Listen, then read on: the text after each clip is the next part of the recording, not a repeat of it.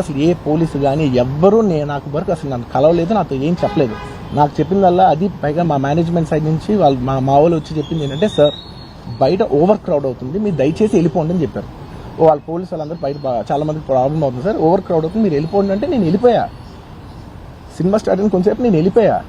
నేను మా వైఫ్ అందరూ మేము బయటకు వచ్చాము అంతే. నాకు అసలు ఆ తర్వాత నెక్స్ట్ డే నాకు తెలిసింది ఒక లేడీలా ఉందంట, కళ్ళు తిరిగి పడిపోయిందంట, ఆ తర్వాత ఆవిడ పాపం చనిపోయిందంట, ఇలా కిడ్ ఉన్నాడు అంటే నేను షాక్లో గురయ్యా.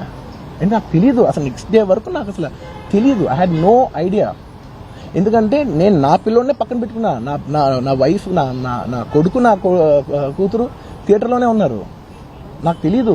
నిజంగా అలా జరుగుండుంటే, నాకు తెలుసుండుంటే నేను వాళ్ళు తీసుకుని వెళ్ళిపోతాను కదా, మినిమం కదా. ఎవరైనా వాళ్ళ పిల్లలు వాళ్ళు తీసుకుని వెళ్ళిపోతారు కదా.